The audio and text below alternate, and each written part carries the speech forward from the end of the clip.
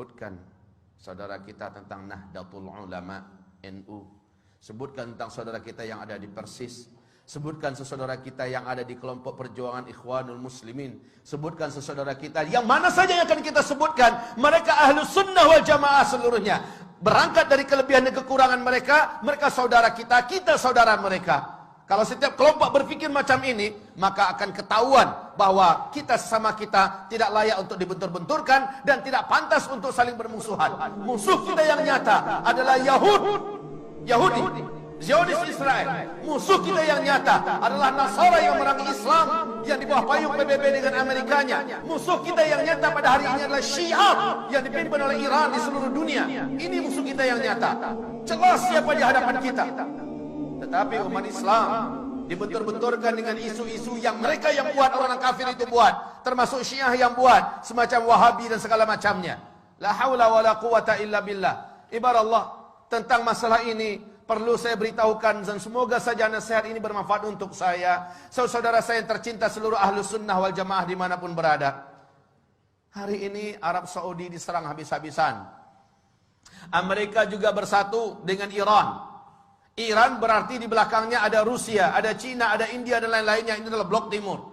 Amerika sebagai energi terkuat yang ada di PBB menyatakan Iran adalah saudara kita. Sekarang di Iran, seluruh kota-kota yang ada di Iran hari ini ibarat Allah, semua tulisan-tulisan matilah Amerika di dinding-dinding di mana saja sudah mereka hapus. Yang digantikan dengan matilah Saudi, matilah Saudi, matilah Saudi. Lalu orang-orang muslimin di seluruh dunia, termasuk di Indonesia, berhasil dibakar dan disulut dengan isu Wahabi yang disematkan kepada Saudi.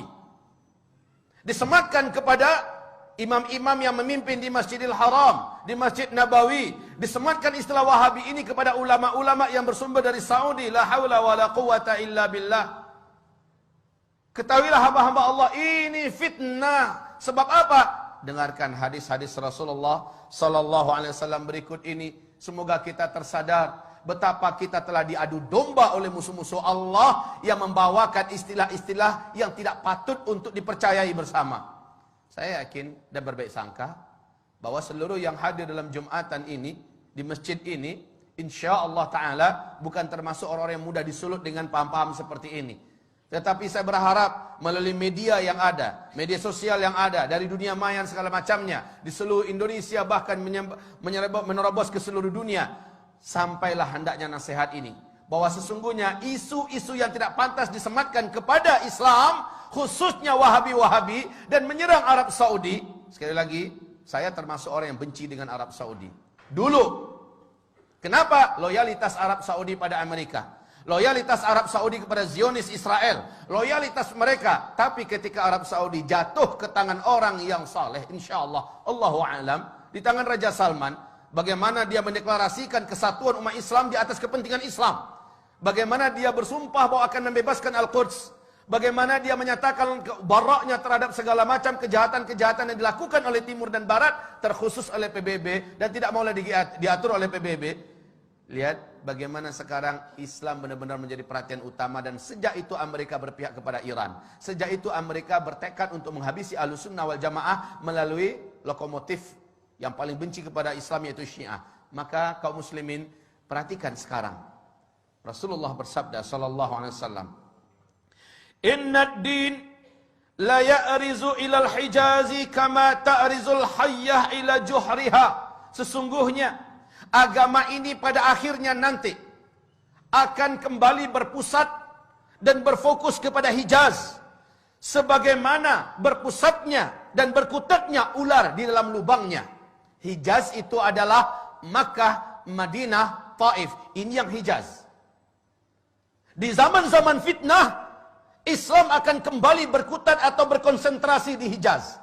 Dan ini sekarang difitnah sebagai Wahabi-Wahabi. Rasulullah sallallahu alaihi wasallam ceritakan oleh Abu Hurairah, semoga Allah ridha kepadanya. Rasulullah bersabda, "Innal Islam bada'a ghariban wa sayaudu ghariban kama bada'a." Islam mula-mula datang, dia adalah aneh, dikucilkan dan tidak diterima. Nanti ketika di akhir zaman, Islam akan kembali dianggap aneh, dikucilkan, dan kembali tidak diterima. Justru oleh umatnya sendiri. Wa huwa ya'rizu bainal masjidaini kama ta'rizul hayyatu fi juhriha. Dan Islam ini, kata Rasulullah sallallahu alaihi wasallam, hanya akan terpusat di dua masjid ini, yakni Masjid An-Nabawi dan Masjidil Haram, berarti di Mekah dan di Madinah, ya. Kama ta'rizul hayyatu fi juhriha, sebagaimana ular berpusat di dalam lubangnya. Hari ini sekali lagi, isu tentang Abdul Wahab bin Abdul Rahman Al-Afriqi di abad kedua dari kelompok komunitas Khawarij yang menganggap kelompoknya saja yang paling benar, di luarnya sesat seluruhnya, yang mengkafir-kafirkan orang, membidah-bidahkan orang pada abad kedua Hijriah, bukan Syekh Muhammad bin Abdul Wahab At-Tamimi yang ada di Hijaz, bukan. Ini jelas mujaddid. Tetapi umat Islam ini dengan dalam buku yang ditulis oleh Muhammad Novelis, Zionis dan Syiah bersatu menghantam Islam. Ternyata istilah Wahabi-Wahabi yang harusnya di abad kedua yang muncul itu, si Khawarij itu, ini yang dihidupkan dan disematkan kepada Syekh Muhammad bin Abdul Wahab. Dan ini tidak benar, ini batil. Syekh Muhammad bin Abdul Wahab adalah seorang mujaddid, ulama Ahlus Sunnah wal Jamaah. Lihat seluruh bacaan-bacaan yang ditulisnya, lihat seluruh gubahan-gubahannya, lihat seluruh penyampaiannya, sama dengan yang ada pada umat Islam pada hari ini, baik yang dipakai dan diamalkan oleh NU, baik yang dipakai oleh umat Islam yang ada di Muhammadiyah, baik yang dipakai oleh Ahlussunnah wal Jamaah yang ada di mana-mana. Tapi yang ditulis, yang diucapkan, dilafazkan oleh sang Khawarij abad kedua Hijriah, yakni Abdul Wahab bin Abdul Rahman, ini dia yang sesat, menyesatkan. Tapi orang-orang Syiah menyematkan ini kepada Syekh Muhammad bin Abdul Wahab. Inilah kebatilan yang nyata, ibarat Allah yang kami muliakan. Lalu umat Islam sekarang mau saja percaya dan dibentur-benturkan. Betapa prihatinnya, perih hati saya ketika mendengar ada seorang Sunni diusir oleh saudara Sunninya yang lain. Kenapa? Sunni yang ini adalah mereka dari komunitas mayoritas, punya kebiasaan mengamalkan ini amal itu. Yang Sunni ini tidak mau mengikuti semacam Maulid Nabi, Isra Mi'raj, nggak mengikuti, ya. Tapi dia tetap baik berhubungan dengan masyarakat. Dianggap dan dibakar-bakar, disponsori, ini adalah paham Wahabi. Diusir dari kampungnya, diusir, tidak boleh lagi tinggal di kampung, bahkan diancam bakar. Rumahnya memang dibakar. Sampai-sampai ketika disakiti sekeluarga, padahal sama-sama Sunni, yang bertepuk tangan Syi'i, orang Syiah, karena kompor yang mereka nyalakan telah membakar sesama umat Islam. Harusnya kaum muslimin sadarilah, semua sifat-sifat Wahabi yang diceritakan oleh saudara kita yang menyebar di mana-mana 100% ada pada komunitas Syiah. Semua sifat-sifat yang ada pada Wahabi-Wahabi itu ada pada Syiah seluruhnya. Baca tentang Syiah, lihat perangai Wahabi, 100% ada pada Syiah. Yang maling mereka, yang teriak maling mereka, dan mengadu domba sesama umat Islam. Sadarlah, sadarlah. Wahai saudaraku, jangan mau dibentur-benturkan. Cintai saudaramu. Dan kata Rasulullah SAW, La tadkhulul jannah hatta tu'minu.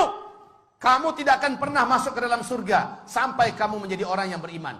Wa la tu'minu hatta tahabbu. Dan kamu tidak akan pernah menjadi orang yang beriman sehingga kamu saling mencintai. Kamu tidak akan pernah menjadi orang yang beriman sampai kamu saling mencintai. Saling mencintai ini adalah syarat menjadi orang yang beriman. Ibarat Allah, ma'asyiral muslimin, hamba-hamba Allah yang kami muliakan. Bagaimana, surga mana yang akan kita layak masuki sementara kita membenci sama orang beriman? Surga mana yang pantas kita masuki? Padahal yang pantas menjadi ahli surga hanyalah orang yang beriman. Dan kamu tidak akan sampai dan tidak akan pernah menjadi orang yang beriman sampai kamu mencintai sesama saudara kamu. Perbedaan nama, perbedaan karakter, perbedaan sifat dan sebagainya, jangan dijadikan alasan untuk kita tidak menganggapnya saudara kita. Orang tua kita sama, Al-Quran dan As-Sunnah. Rumah besar kita sama, Islam. Yang prinsip-prinsip kita masih sama. Hanya perbedaan-perbedaan ini jangan sampai kita mau dicabik-cabik. Ini yang menjadikan setan itu, walakin fit tahrishi bainahum, akan tetapi dengan memecah belah dan mengadu domba sesama mereka. Di sini pintunya yang didapat oleh setan ada pada umat ini. Semoga hamba Allah yang menyampaikan diampuni oleh Allah Subhanahu wa taala ketika hamba ini melakukan khilaf dan salah dan berkata